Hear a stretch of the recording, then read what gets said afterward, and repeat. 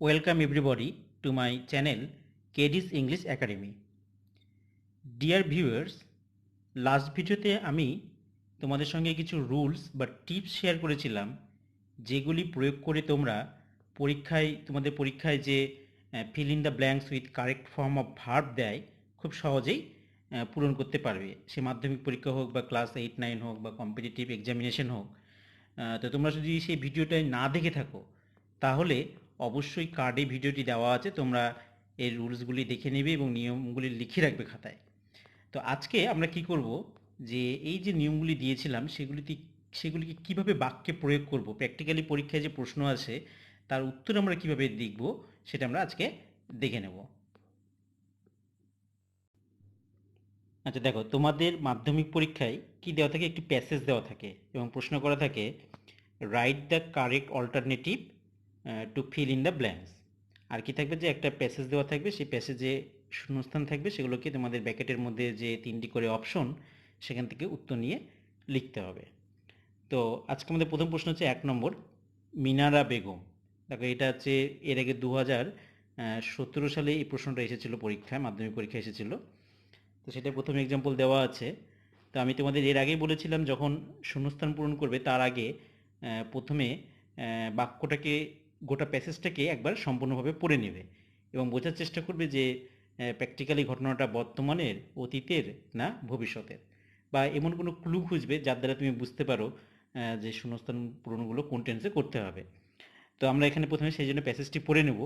দেখো কি লেখা আছে, Minara Begum who was coaching has been coaching is coaching national level gymnast for 30 years is surprise has been surprised had surprise to receive a call from parents soon after Deepa Karmakar will finished fourth in the Olympic.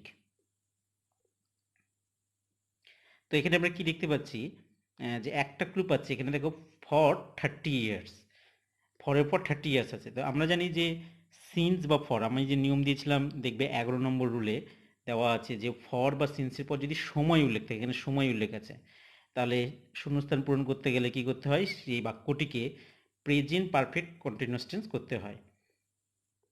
তাহলে আমাদের যে প্রথম বাক্য মিনারা বেগম হু, এটা প্রথমত কি হবে, has been coaching হবে। বোঝা গেল, এটা হচ্ছে আমরা উত্তর হিসেবে এখানে লিখব। তারপরে কি হবে, তাহলে দেখো এটা হচ্ছে ছিল একটা ক্লজ ছিল, হু থেকে 30 yearsটা যদি আমি বাদ দিই, ধরে নাও এটা যে উত্তর তো প্রথমটা হয়ে গেল, হ্যাজ বিন কোচিং হয়ে গেল, এবার এই অংশটা কি ছিল, একটা ক্লজ, এটা অ্যাডজেক্টিভ ক্লজ ছিল। তাহলে এখানে মেন ক্লজটা কি, Minara Begum dash is surprise has been surprise was surprise to receive a call. তাহলে সে হচ্ছে আশ্চর্য হয়েছে না হয়েছিল, প্যাসিভ সেন্সে আছে। তাহলে কলটা সে পেয়ে গেছে, এখন পায়নি, কিছুদিন আগে পেয়েছে, তাহলে এটা পাস্ট ইনডিফিনিট টেন্স। তাহলে কি হবে, ওয়াজ সারপ্রাইজড উত্তর হিসেবে আমাকে লিখতে হবে, এটা হচ্ছে উত্তর হবে। এরপরে দেখো দীপা কর্মকার, আফটার দীপা কর্মকার, এখানে দেখো আফটার আছে, এটাও আমার রুলে দেওয়া আছে। দেখবে রুল নম্বর 3, সেখানে বলা আছে যে বিফোরের আগে এবং আফটারের পরে পাস্ট পারফেক্ট টেন্স হয়। তো এখানে একটা দেখো, Dipa Karmakar will finish, was finished, আর শুধু ফিনিশড আছে। তো এখানে তো পাস্ট পারফেক্ট কোথাও নেই। কিন্তু দেখো এটা কি হবে তাহলে উত্তর, উইল ফিনিশ তো হবেই না, এটা তো ক্রস। ওয়াজ ফিনিশ, দীপা কর্মকার ওয়াজ ফিনিশ, এটা প্যাসিভ সেন্সে নয়, দীপা কর্মকার ফোর্থ হয়েছিল, সে নিজে হয়েছিল, তাহলে পড়ে থাকছে হচ্ছে ফিনিশড। তাহলে ফিনিশটা যখন উত্তর হিসাবে হবে, অ্যাকচুয়ালি এটা কিন্তু হ্যাড ফিনিশ, হ্যাডটা কেন উজ্জ্ব রাখা হয়েছে, after Dipa Karmakar finished fourth in the Olympics. তাহলে এখানে উত্তর হিসেবে কি যাবে, হ্যাড ফিনিশড। এবার দেখো question number 2, Kanyashree an initiative which dash by the state government. দেখো এখানে বাই আছে, তার মানে এটা হচ্ছে প্যাসিভ, এটা হচ্ছে প্যাসিভে আছে। তা আমি বলেছিলাম, নিয়মে বলেছিলাম, যখন দেখবে যে কোনো একটা বাক্য প্যাসিভে আছে তাহলে প্রথমে বুঝতে হবে ওর যদি অ্যাক্টিভ বাক্য হতো তাহলে বাক্যটা কী দাঁড়াতো। তো আমরা যদি এই অংশটিকে দ্য স্টেট গভর্নমেন্ট, এটাকে যদি অ্যাক্টিভ বানাই তাহলে কী দাঁড়াবে, the state government has taken Kanyashree, তাই তো। তাহলে অপশনে আমি যখন খুঁজবো, কি খুঁজবো, হ্যাজ টেকেনের প্যাসিভ ভয়েস করলে কি আসে, has been taken. Present perfect টেন্সের প্যাসিভ ভয়েস করতে আসলে হ্যাজ বিন টেকেন আসে। তো এখানে দেখো কী কী অপশন হচ্ছে, হ্যাজ টেক, হ্যাজ টেক তো হবেই না, কারণ এটা অ্যাক্টিভ ফর্ম হয়ে যাচ্ছে, আর এটা হচ্ছে প্যাসিভে আছে। তাহলে হ্যাজ বিন টেকেন, যেখানে দেখো হ্যাজ বিন টেকেন, তাহলে উত্তর এটা হবে। আর is taken present indefinite tense হলে ইজ টেকেন আসতো, কিন্তু প্রকল্প নিয়েছে, যে আজকে নিয়েছে তা নয়, বেশ কিছুদিন হয়ে গেল।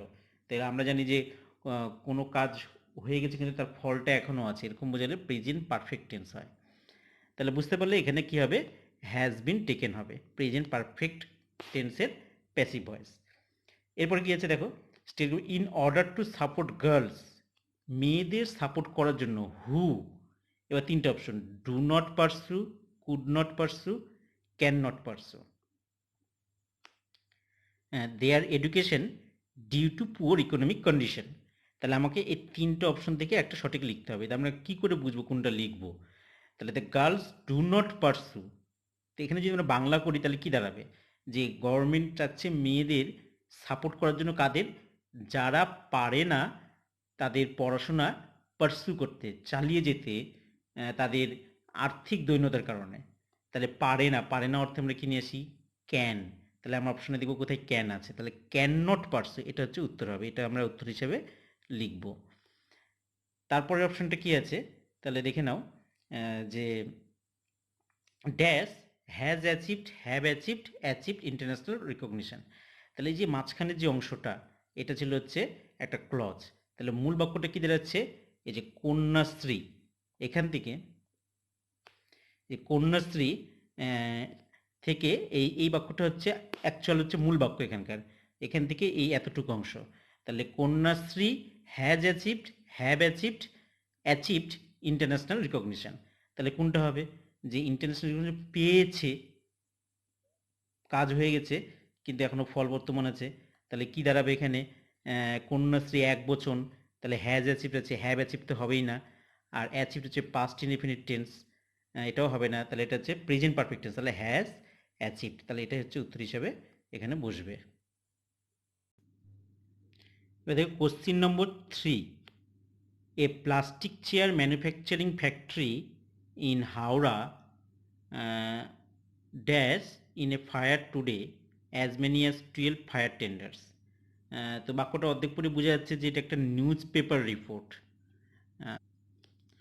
তো আমরা জানি নিউজ পেপার রিপোর্ট হলে কি হয়, যে বেশিরভাগ পাস্ট ইনডিফিনিট টেন্স হয় যদি অ্যাক্টিভ সেন্সে থাকে, আর যদি প্যাসিভ সেন্সে থাকে তাহলে পাস্ট ইনডিফিনিট টেন্সের প্যাসিভ ফর্ম ব্যবহার করতে হয়, ওখানে ওয়াজ প্লাস ভিটি ব্যবহার করতে হয়। তাহলে প্রথম বাক্যটা দেখো, a plastic chair manufacturing factory in Howrah was gutted, is gutted, gutted. তাহলে এটা হচ্ছে তিনটাই, প্লাস্টিক চেয়ার ফ্যাক্টরি কী হয়েছে, পুড়িয়ে গিয়েছে। তাহলে পুড়িয়ে গিয়েছে বা গিয়েছিল, পাস্ট ইনডিফিনিট টেন্সে প্যাসিভ ভয়েস করবো, তাহলে এটা উত্তর হবে ওয়াজ গাটেড, এটা হচ্ছে উত্তর হিসেবে যাবে।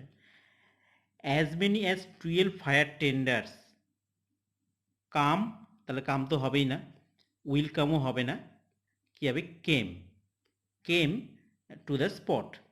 আফটার ওয়ার্ডস 3 মোর, কী হবে এখানে, rushed, will rush, was rushed. তাহলে তিনটি আরও গিয়েছিল, এটা অ্যাক্টিভ সেন্স, তাহলে কী হবে, rushed, rushed to bring the fire under control. এবার দেখো question number 4, renowned singer Sabita Chowdhury who dash from cancer for a long time dash her last at her residence in Kolkata. তো বোঝা যাচ্ছে যে এই সিঙ্গার সবিতা চৌধুরী মারা গিয়েছে, অলরেডি মারা গিয়েছে, তাহলে past tense, past indefinite tense হওয়ার কথা। তাহলে সে কষ্ট পাচ্ছিল, ওয়াজ সাফারিং আছে, ইজ সাফারিং, আর সাফার্ড।